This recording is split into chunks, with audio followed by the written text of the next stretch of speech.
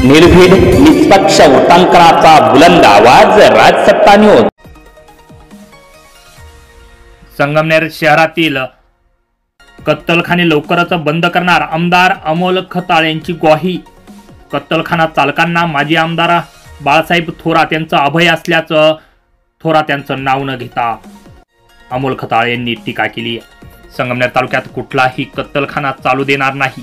जर कुणी पोलीस अधिकारी अथवा कुणी सरकारी कर्मचारी कत्तलखाना चालकांकडून पैसे घेताना अथवा गोरक्षकांनी गाडी पकडल्यानंतर मांडवली करताना दिसलेला अधिकारी किंवा कर्मचाऱ्यांवर निलंबनाची कारवाई होणारच असे आमदार अमोल खताळ यांनी ठणकावून सांगितलंय।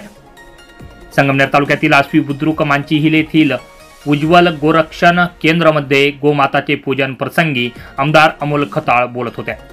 यावेळी अध्यक्ष सुमतीलाल गांधी, संजय कटारिया, योगेश रातडिया, प्रीतम गांधी, निलेश चोपडा, अनिल कंगणकर, भाऊसाहेब खेमनर, पत्रकार वैभव ताजने आदी जण उपस्थित होते।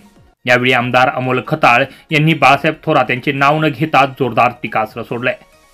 आमदार अमोल खताळ म्हणाले की संगमनेर शहर हे गोहत्याचं मोठं हब बनलं होतं। संगमनेर शहरात तसेच तालुक्यातील कत्तलखाना चालकांवर संगमनेरच्या बड्या नेत्याचा हात होता। त्यामुळे हे कत्तलखाना चालक गब्बर पैशावाले झाले। आपण विनाकारण कुणालाही त्रास देणार नाही, परंतु जर तालुक्यात कुणी चुकीचं काम करत असेल तर आपण अशा लोकांना सोडणार नाही। महायुतीच्या काळात मुख्यमंत्री देवेंद्र फडणवीस यांनी गो आयोग स्थापन केला। आपण आमदार झाल्यापासून संगमनेर शहरातील त्याचबरोबर ग्रामीण भागातील मोठा बदल सुरू झालाय। येणाऱ्या काळात संगमनेर तालुका हा कत्तलखाना मुक्त होईल, तशा सूचना आपण अधिकाऱ्यांना दिल्या आहेत। मध्ये जे आता मगाशी कोणतरी बोललो मला कत्तलखाने निश्चितच येणाऱ्या कालावधीमध्ये आता सुरुवात झाली, परंतु ती खूप मोठी क्षती आहे। त्याच्यावर खूप मोठे राजकीय हात होते, त्यामुळे ते गब्बर झाले आर्थिक याच्या बाबतीत। या गब्बरांना मोडायला थोडा कालावधी लागतो। सुरुवात झाली आहे। संगमनेरमध्ये कुठल्याही प्रकारचा कत्तलखाना चालणार नाही यासाठी प्रशासनाला अधिकाऱ्यांना आपण सांगितलंय। त्यावर सुद्धा काही अधिकारी कर्मचारी गोमातेच्या याच्या कत्तलखान्याचे पैसे घेताना जर कुणी सापडलं तर त्यांना सुद्धा आपण वरिष्ठांकडून नोकरी त्यांची एक वेळ जे निलंबनापर्यंत सुद्धा आपली जाण्याची तयारी राहणार आहे। वेळप्रसंगी रस्त्यावर येऊन आंदोलन करण्याची सुद्धा आपण पुढं मागं पाहणार आहे। त्यामुळं गोमातेच्या बाबतीत जी तुमची आत्मीयता आहे, जी तुमची तळमळ आहे, तीच माझ्या मनात आहे। येणाऱ्या कालावधीमध्ये तुमच्या परत मला थोडा निवांत वेळ काढून येईल।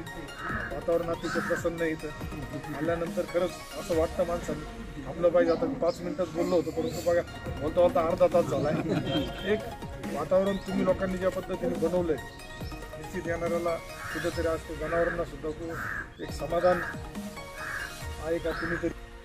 उज्जव गोरक्षण केंद्र मांचीहिल आश्वी बुद्रुकची सुरुवात सन 2004 साली सुरू झाली। गोरक्षण केंद्रासाठी 6.5 एकर जमीन आहे। यामध्ये 2.5 एकर क्षेत्रामध्ये गोशाळा बांधली असून उर्वरित क्षेत्रामध्ये जनावरांसाठी चारा केला जातो। यामध्ये येथे 600 कबूतर, 400 ससे, 17 म्हशी, 200 गायी, 40 बैल तसेच 29 सांड आहेत। यासाठी दिवसाला 2.5 टन मका, घास, गवत, ऊस तसेच ऊसाचे वाढे खाण्यासाठी दिले जातात। या प्राण्यांची देखरेख करण्यासाठी 7 माणसे दिवस रात्र काम करत असल्याचं गोरक्षण केंद्राचे अध्यक्ष सुमतीलाल गांधी यांनी सांगितलं। उडान टीमच्या माध्यमातून आश्वी बुद्रुक येथील जैन साध्वी मोक्षधाम मासा यांच्या 26व्या वाढदिवसाच्या निमित्तानं विविध फळांची 26 झाडे उडान टीमने गोरक्षण केंद्राच्या शेतीमध्ये लावली आहे व या झाडाचं संगोपन ही उडान टीम करत असल्याचं टीमचे सदस्य ओम रातडिया यांनी सांगितलंय। राजसत्ता न्यूजसाठी प्रतिनिधी वैभव ताजने, आश्वी। तुझ्यासाठी सर्व काही घेऊन आलोय, डिझायनर व फॅन्सी साड्या, त्याचबरोबर रेडीमेड ब्लाऊज आणि ज्वेलरी अगदी रास्त दरात। त्यामुळं त्वरा करा, आजच भेट द्या अनुश्री ब्युटीक। संपर्क करा आणि घरपोच मिळवा।